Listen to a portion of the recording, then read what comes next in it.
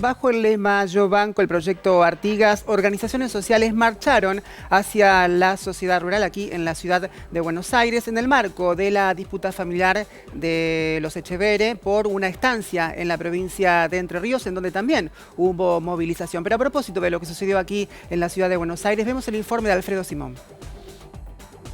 El proyecto Artigas, emprendimiento agroecológico encabezado por el dirigente social Juan Grabois, realiza una marcha al campo de la familia Echeverre en Entre Ríos y otra en la sede de la sociedad rural para defender la propuesta bajo la consigna verdad, justicia y reparación.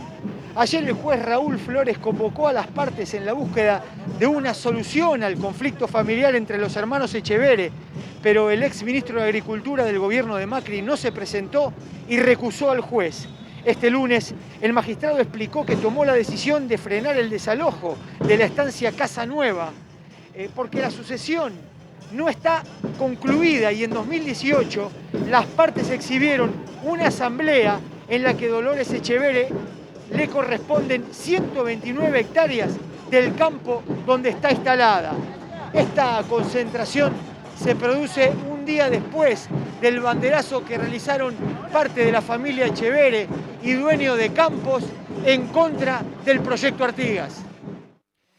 Ya hay muchísimos enfoques para tratar este tema. Ya ha dejado de ser hace rato una pelea que se circunscribe al ámbito familiar para haber pasado a la política, a tribunales, decía recién, a movilizaciones, a lo social, hasta incluso en esta pelea familiar está presente una gran parte de la grieta que divide a nuestro país. Y aquí está Néstor Espósito para, entre tantos enfoques, contar qué es lo que ha sucedido en vía judicial y en vía tecnológica, si se quiere. ¿Comenzamos con la judicial? Comenzamos con la judicial. Hoy fue un día de mucho movimiento. Lo primero que pasó y lo primero que hay que aclarar es que el juez Raúl Flores, a esta hora, sigue siendo el juez de la causa. Hubo un planteo de recusación. El planteo fue rechazado por el juez. El juez argumentó que lo habían recusado por temor de parcialidad, sin argumentar cuál era ese temor y agrediéndolo personalmente, a punto tal que el escrito de recusación aludía incluso a su virilidad para descalificarlo y sacarlo de la cancha. Bueno, esto no pasó, el juez rechazó la recusación. Esto va a ser apelado ante Cámara, pero hoy, aquí y ahora, Raúl Flores sigue siendo el juez de la causa. Primera cuestión, más allá de todo lo que pasa en el Poder Judicial de Entre Ríos, hoy hubo una audiencia vía Zoom aquí en la capital federal, en los tribunales federales de Comodoro Pi. Dolores Echeverre declaró 2 horas y media ante el fiscal Federico Delgado en una causa que tiene el juez Daniel Rafecas.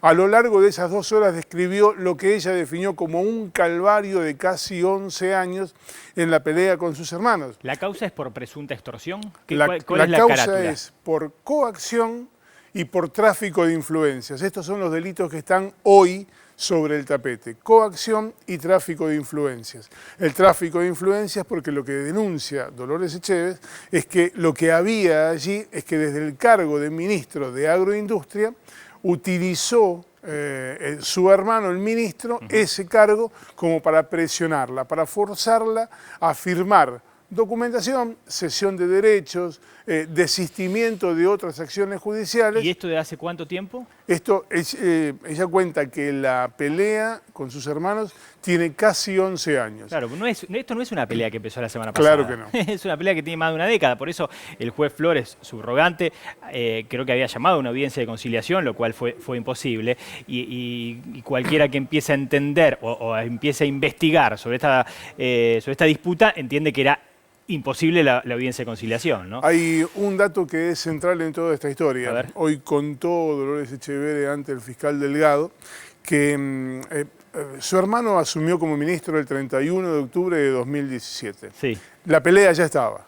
Claro. En 2018 ella fue a la Oficina Anticorrupción a denunciar manejos presuntamente turbios de su hermano e incluso los malos tratos derivados de la violencia de género. Le dieron tanta bolilla como cuando yo lo llamo al Papa o a Donald Trump, más o menos No lo suena. mismo. Suena pero no atienden. ¿Nos contás de paso la vía tecnológica que es de por sí? Bueno, en este tipo de peleas siempre aparece algo insólito, ¿no? Y creo que ese es el capítulo. El grupo más cercano a Juan Grabois y a Dolores Echeverre había armado un grupo de WhatsApp al cual invitó a periodistas a través de un link a suscribirse para mantener un canal de comunicación. Esto fue aproximadamente a las 10 de la mañana. A las 4 de la tarde alguien hackeó ese grupo. Tenemos una foto para mostrar qué fue lo que hicieron. Mira, básicamente en el momento en que empezaba a salir la información, alguien cambió el nombre del grupo, lo empezó a llamar Zurdos Hijos de Puta, y el ícono era la foto del exdictador Jorge Rafael Videla. Estas son algunas de las cosas que fueron poniendo. Es decir, grupo de WhatsApp armado, entiendo que un hackeo, no creo que sea una persona que estaba unida ya al grupo de WhatsApp haya cambiado lo que se llama el icono y el título. Alguien externo cambió. ¿Para qué se usaba ese grupo?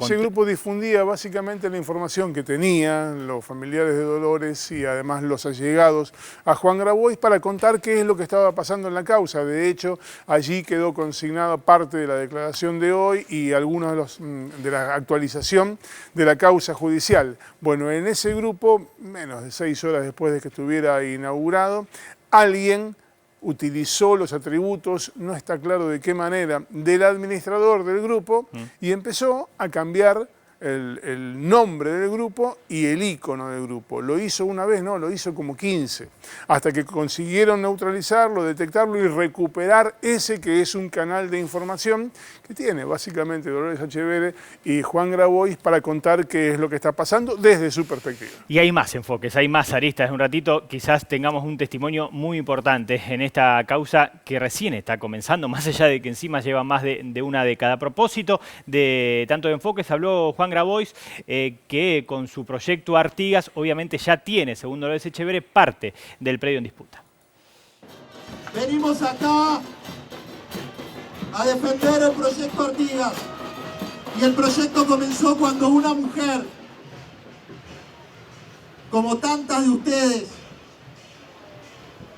una mujer que había sido abusada de todas las maneras posibles por la manada de sus 3 hermanos, vino a proponernos un proyecto de verdad, de justicia y de reparación, no solamente para ella, sino para todas las víctimas directas e indirectas de este clan mafioso que es la expresión más clara de las minorías que constituyen los poderes fácticos, a los que nadie vota en elecciones, a los que nadie eligen, pero que manejan la Argentina como si fuera su estancia o como si fuera su empresa.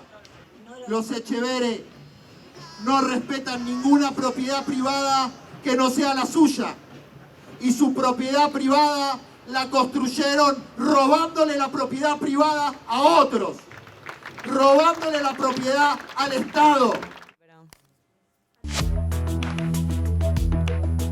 Seguimos hablando de este tema, pero en este caso para analizar políticamente cómo hay que ver este conflicto entre los 3 hermanos, Lucía.